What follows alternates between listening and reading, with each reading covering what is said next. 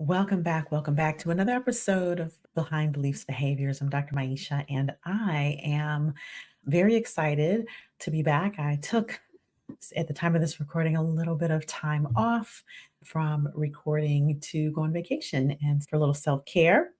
But I'm excited to come back because we're living in a very interesting time right now. And it is a time where uh, uh, excitement is high and tensions are high and fear is high. And it reminds me of a conversation that I was recently having about what motivates people in leadership. And as I was talking to this client of mine, we were talking about the motivation of leading with the carrot versus leading with the stick. And essentially, the distinction is leading from fear and leading with fear versus leading from empowerment and leading with empowerment and understanding. And emotional intelligence. I talk a lot about emotional intelligence, but I want to talk a little bit about what is it that makes leading from fear and leading with fear sustainable. And I language it the way I do because I said leading from fear. That's one thing, but then leading with fear is another. And we're going to distinguish that. When I talk about leading from fear, it's the place from which you lead. It is where the leadership, where the actions come from. And oftentimes, when we're in fear, there's something that we're either afraid we're not going to get, we are afraid is going to happen, we're running away from, we're wanting to avoid something happening. And when we are facing the direction of what we're avoiding, we're not facing the direction of what we want or what we're striving to get. So that is the first thing. Leading from fear, from the place of fear, keeps you focused on the thing that you don't want. Now, if you've listened to me for any amount of time, if you've seen any of my talks, I often talk about this reticular activating system in our brain. And this little reticular activating system is the part of our brain that wants to match out in the world that internal representation or that internal picture that we're forming in our head. It seeks to create a match, to create congruency. And so if we are constantly focused on what we don't want, and our attention is focused there. So when we're leading from fear, we are leading from the place of what we don't want or what we're trying to avoid.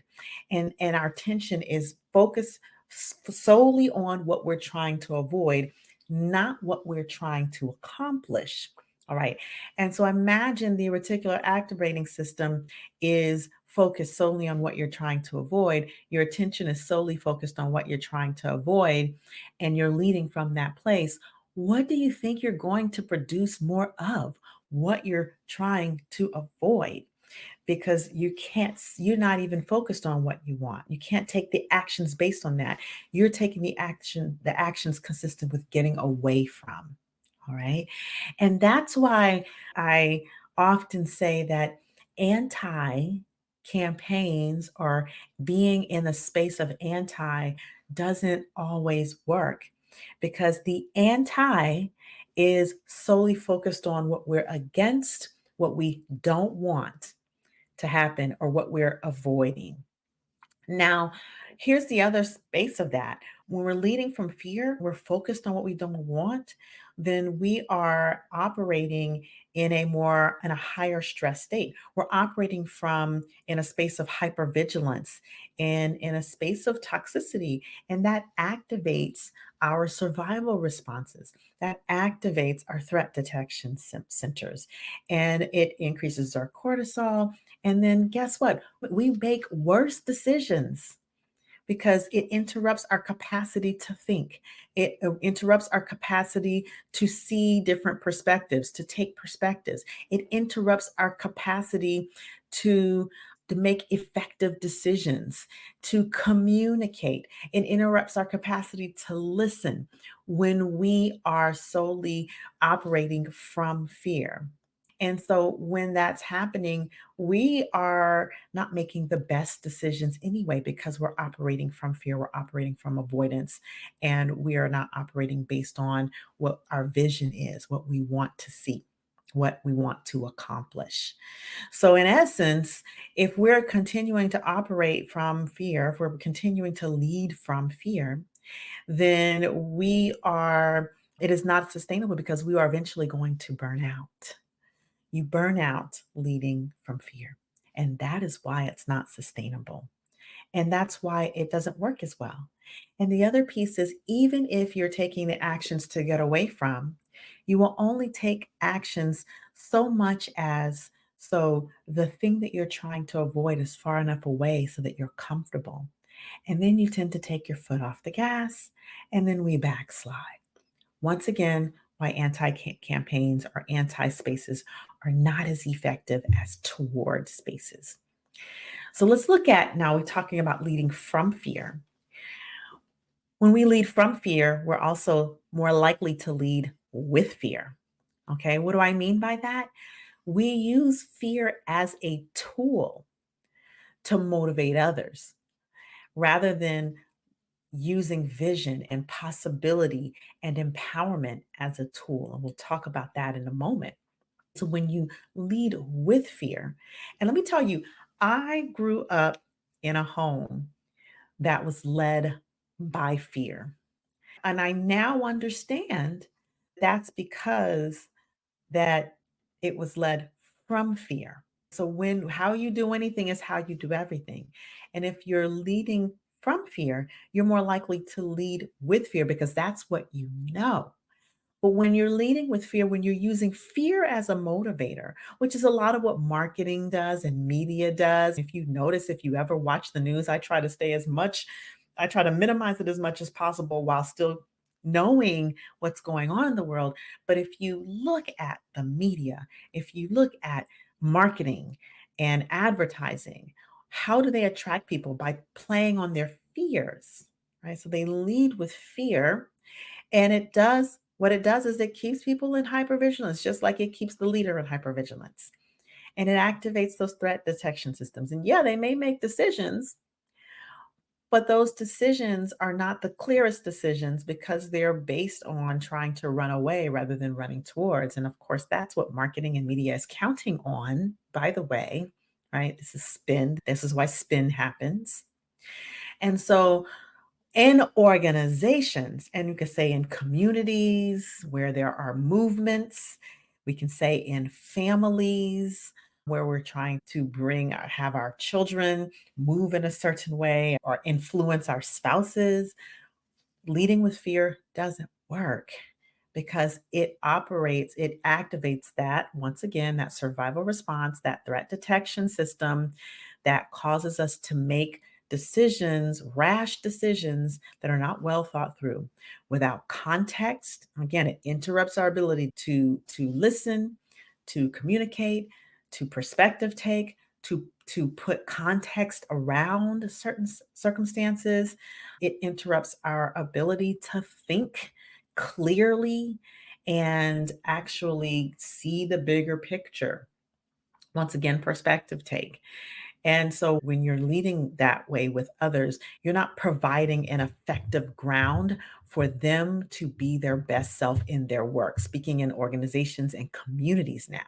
If you want the best work from your team members, from your organizational, your employees, your leaders, then when you're leading from fear, that is not a sustainable way to have them bring their best selves.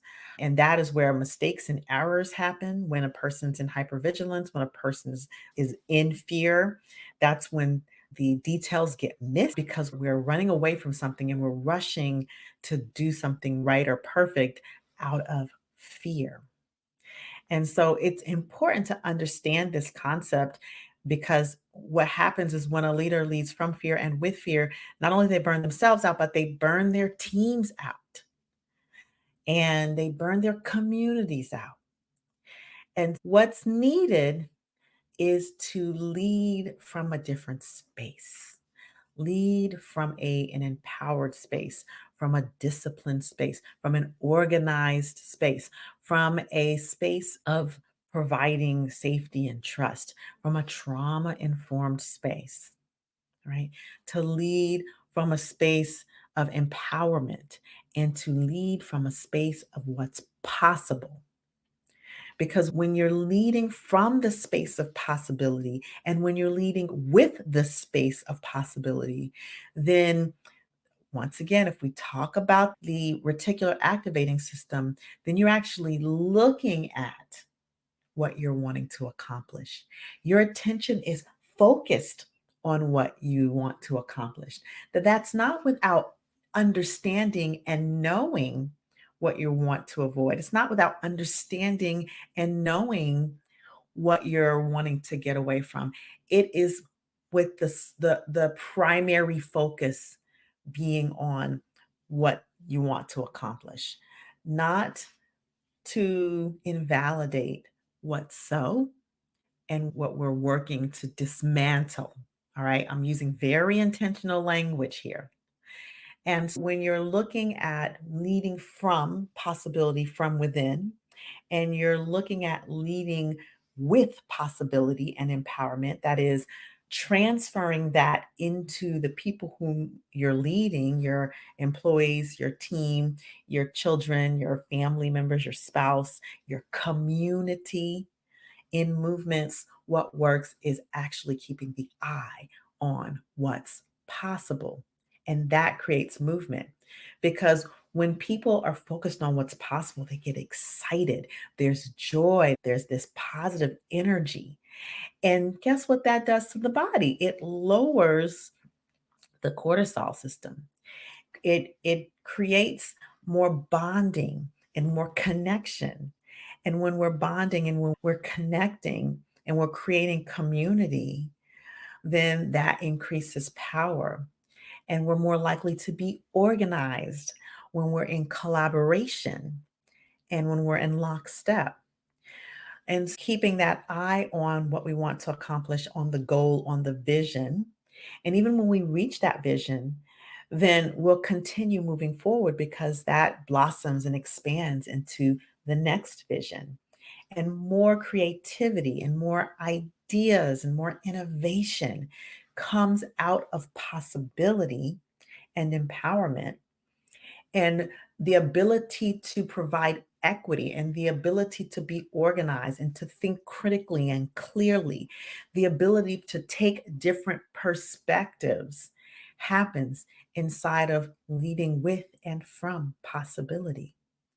And so you get a faster and more effective and more cohesive and more organized result when you're leading with possibility, when everyone's leading from possibility rather than leading from fear or acting or moving from fear.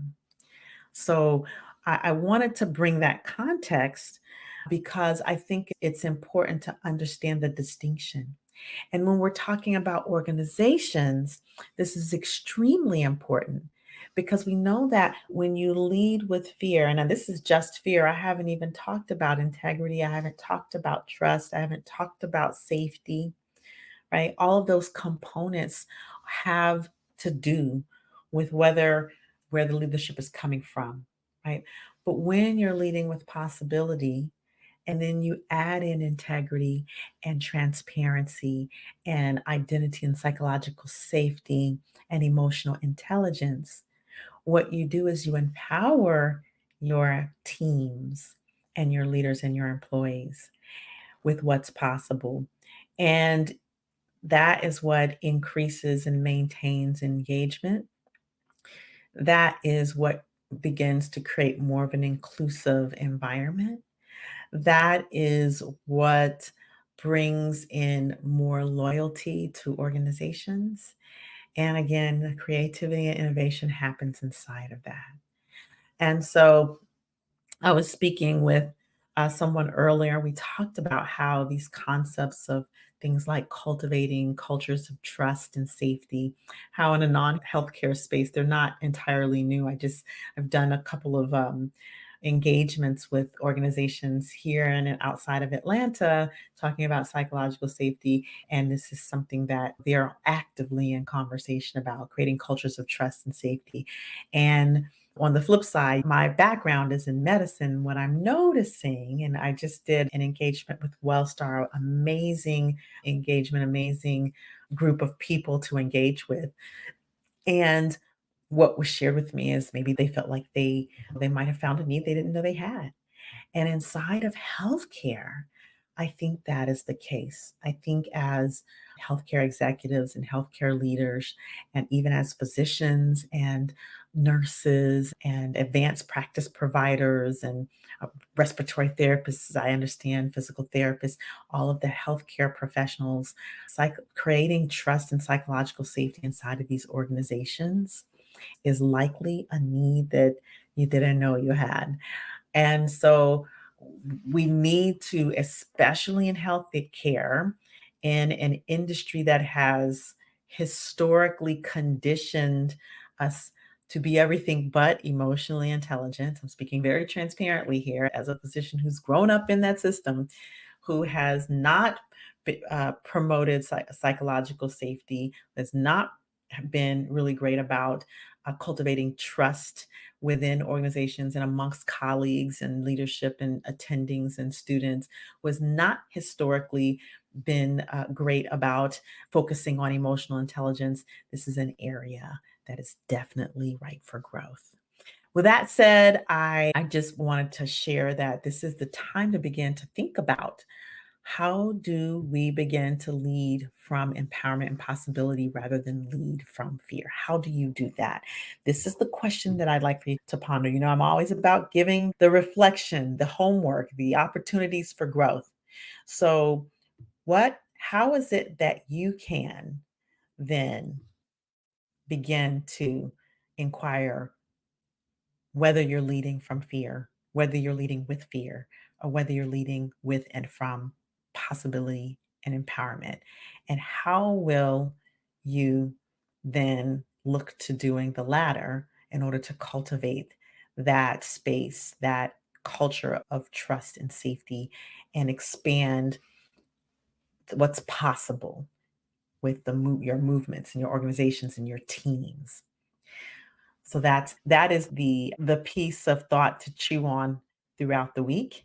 And share this episode, share it with a friend, share it with a family member, share it with a colleague, because as we begin to focus on this and build organizations and build communities where people feel seen, heard, respected, and valued and welcomed, then organizations and everyone in it, and communities and everyone in them, can grow and thrive. And if this is a conversation that you are like, wow, I'm leaning into it, and you're a leader of an organization, or a leader, or you're part of an organization, and you're like, you know what, they need to hear this, then I invite you to invite me into a conversation of how can we work together. All right. And so with that, remember to subscribe to Behind Beliefs and Behaviors, because these are the kind of conversations we're having, both solo conversations and also with guests, around how do we begin to improve and expand our culture. And with that, I look forward to the next time that we see each other. Again, share this information with a colleague, a friend, a family member, and leave a review, leave a comment, and let us know how you like this particular topic and what you thought was valuable about it. And if you want to reach out to me to schedule a call to explore working together, then you can go to mindremappingacademy.com right here on your screen, and we'll have that in our show notes. And so until the next time we see you, stay empowered.